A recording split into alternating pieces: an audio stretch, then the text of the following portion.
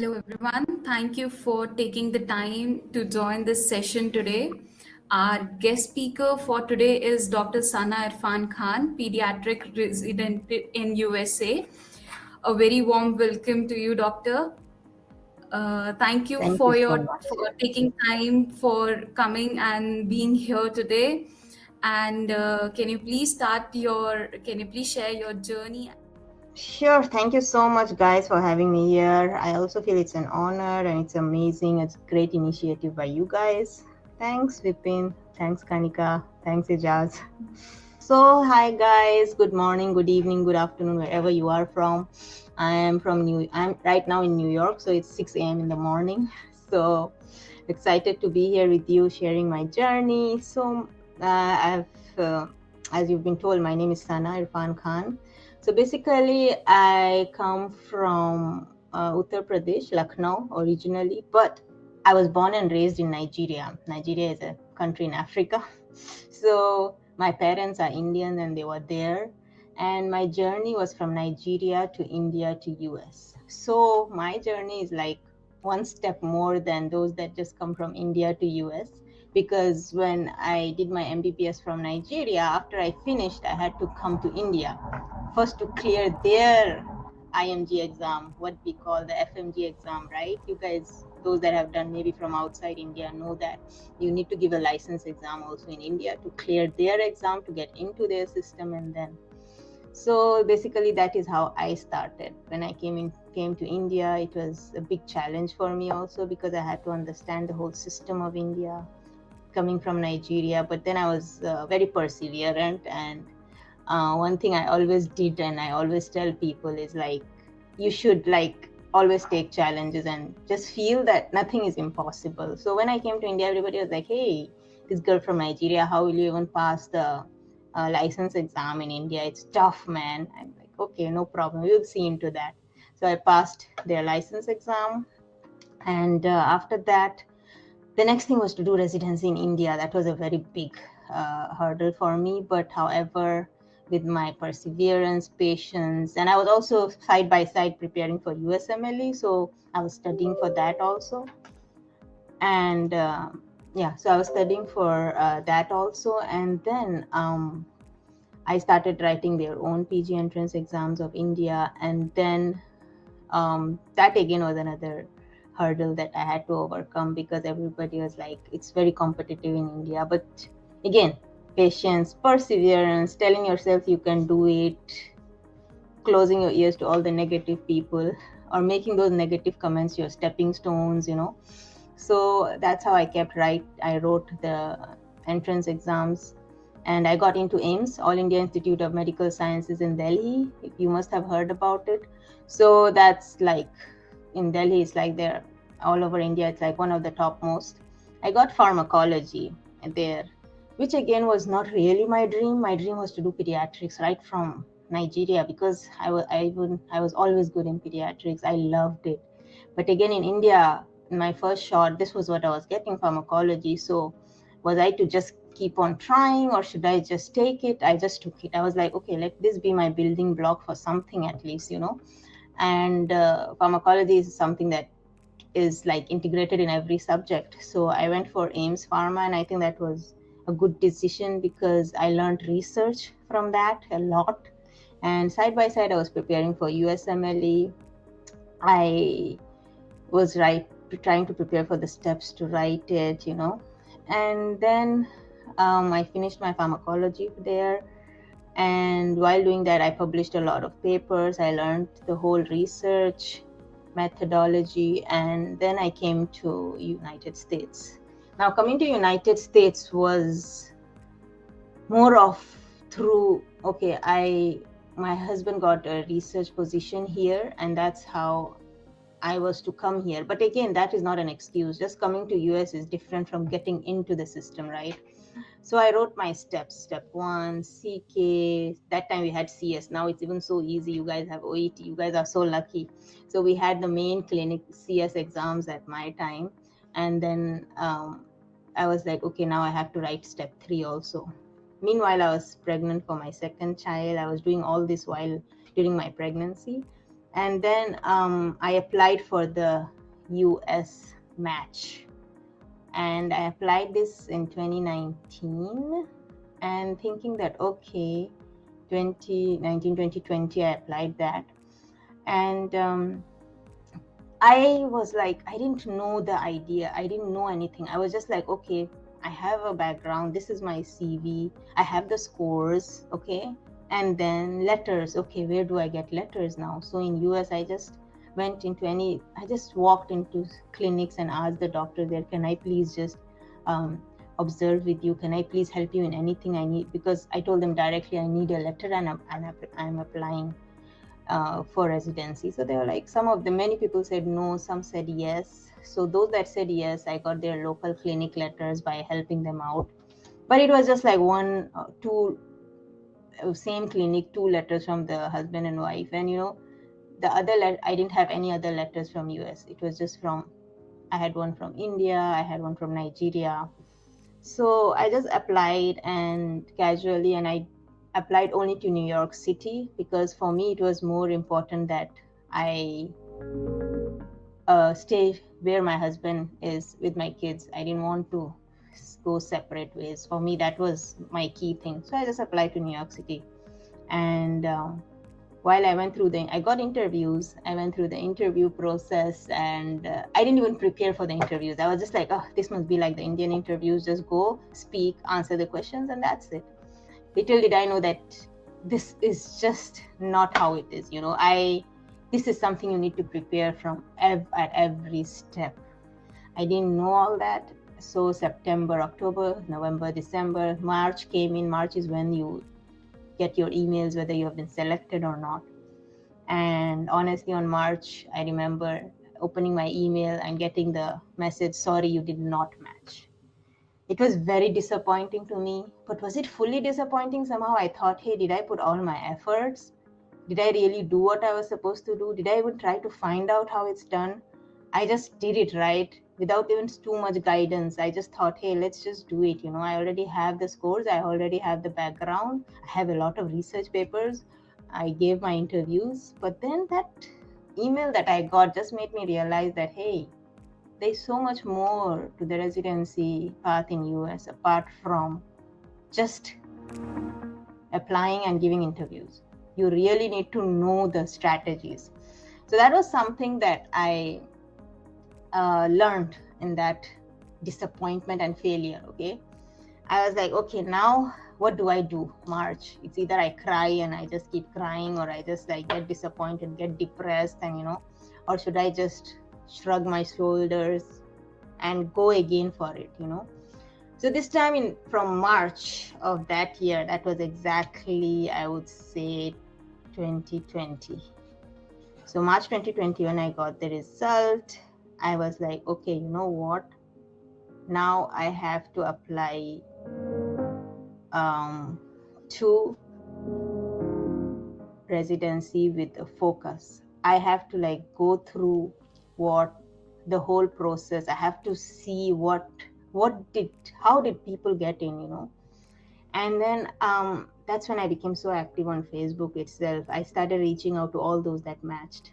I was just randomly messaging them. Hey, can you tell me what made them select you? Can you tell me how you did it? Hey, how did you write your personal statement? So the whole steps now I started asking, because I already had the scores with me. Though I was not even a very high scorer, I got 230s. It's not a very, very high score.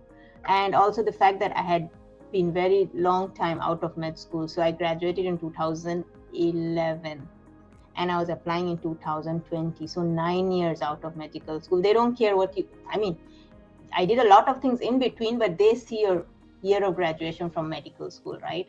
So it was 9 years. Though I had an additional degree in between, but still, it was like, oh my God, she's 10-year-old graduate, she's becoming a 10-year. On my 10th-year-old graduate, that was my second match. I said, okay, no, it's going to be 10 years, but now is she going to match? She's not going to match. What's going to happen? So, but I told myself, no. What is it that these people do that I can't do? I want to do that. It was the same mindset I had when I was in India, When I used to walk by the AIMS building and everybody will tell me, AIMS Delhi, nobody gets it. Even in India, very hardly people get it. And I would tell myself, what is it that they do that I can't do?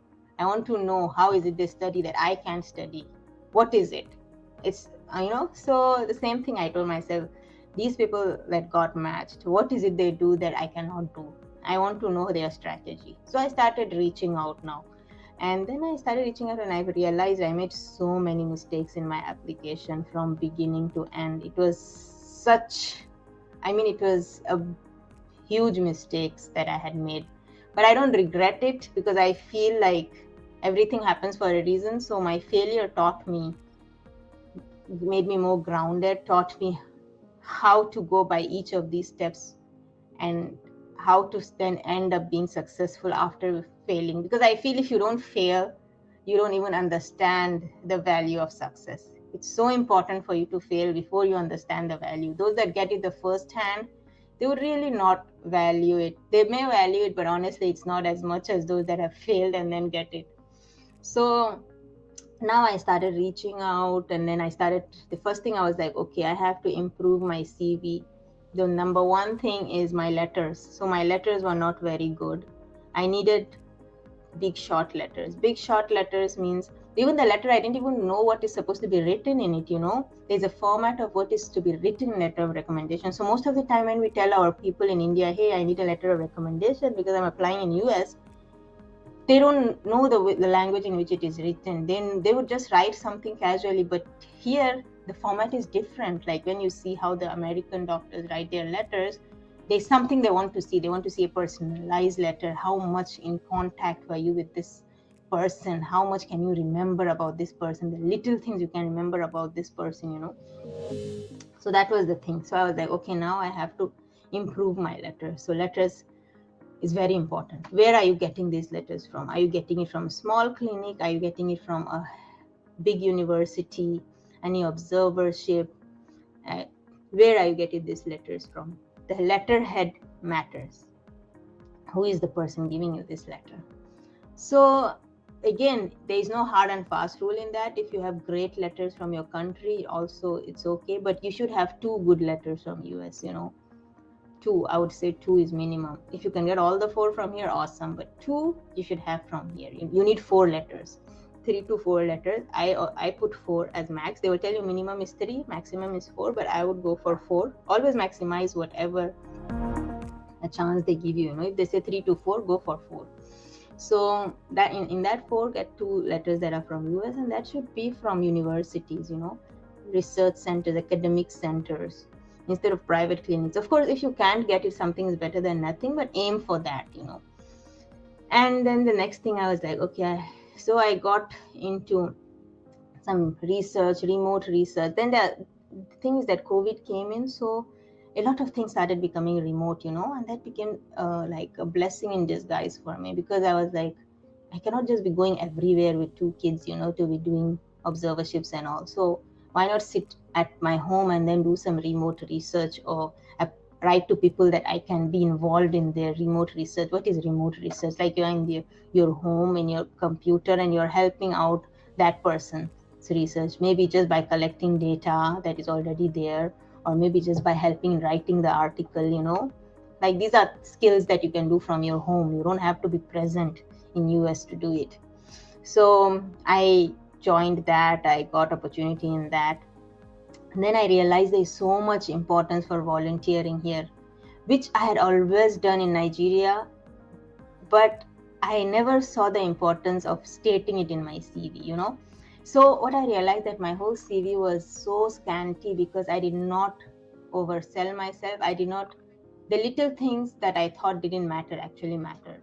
So like even the little 1 week or 2 week volunteering you did by helping something somewhere, or helping an organization, or helping people put a food stall to distribute food to the poor, or going to people's houses to educate them about something, these little things you do, community service. I never put it in my CV, which was such a big mistake. So that's when I realized that, volunteering is so important. And then I realized, I went looking back to my medical school, I have done so much of these things, but I just didn't put it.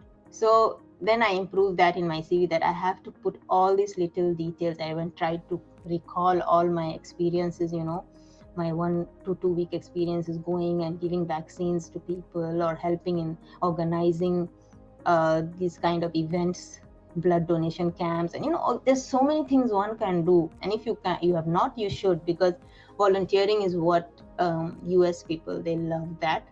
And community service, they want to see a personality from a community service. So I think that's something natural. It should be in you, helping others, if you want to be a doctor. So that is something I put in my CV. Then I realized that I had not even my hobbies. So your hobbies also matter. What do you like to do? They want to know all those part of you. I was very casual in stating all that, but they wanted you to put it in a very nice way. So the way you put it on your CV, every word and the way you describe it matters in your CV here. It's not like in India, you just make a CV of 2-3 pages, dum, you have done this, and that's it. Here, your description of everything matters. So that is what I learned, okay, over that 1 year of going on match to the next match, okay? Exactly, I had from March to September. So every September you're going to apply, and March you get the result, right? So when I got the result in March, I had till the next September. So March, April, May, June, July, August, September, 6 months. So in that 6 months, I said I'm going to do all it takes not to fail again, So I joined everything you can imagine. I was like in a clinic, trying to visit a doctor, helping out. I was also doing I was going to another neurologist clinic, even though I wanted pediatrics. But again, I was not being able to get pediatrics experience. So does that mean I don't do anything? No. I was like, I will get whatever I get. I am just going to get any experience I get. I don't care. I want to just fill up my CV, So I joined research. I joined Red Cross volunteering here. I already had my volunteering from back home countries, which I put on my CV. A lot of them have at least 10 volunteering things. That's very good, So I put that, and then I also got involved in research, different research in US, and those things. So research doesn't have to be. So my research from India itself was enough, The only issue was I did not present my CV well. I just didn't, there are so many things I missed out in my CV in the first time itself. And my interviews, that was also horrible. Like, I did not prepare for it. I didn't know that, okay, there's a way you speak, there's a way you talk, your communication skills matter. It's not as if you're just sitting down dumb and they're asking you questions and you're just answering. No, you have to make it a two-way conversation. You have to know how to initiate conversations, engage a person, make them feel interested in you, You should make them feel you are interested in them. So all these are small skills that I didn't know the first time. Because in India and Nigeria, basically what are we taught in medical school? Keep quiet, don't talk. Your senior is talking, you keep quiet. Why are you answering? You're not supposed to answer, that kind of a mindset we have. So it was so difficult for me to make that transition here, that here it's like your confidence. They want to see how confident you are. Your confidence comes from the way you speak. Okay, so it's not as if someone is your consultant. In India, they call consultant. Here, they call them attendings. So it's not as if your consultant is there and then you just keep quiet and, bend your head down. No, here you talk. You give your ideas. You show that, hey, this is what you think. Those not argument, but very nice conversations. So all these things, even in interviews, matter, okay? Like how you engage with that person, how you talk to that person. So these are the things I did not know the first time. So in this 6 months now, but my CV was the most important, my letters was the most important, then my personal statement. Oh God. So the first time I wrote my personal statement, I just wrote my whole experience of my CV. I didn't realize that, hey, but they already have my CV. My personal statement has to be something that shows my passion of what I want, I knew I wanted pediatrics. So I already know that the first time I made a huge mistake in my personal statement. So I really reached out to people, asking them for their copies of their personal statement. Many people did not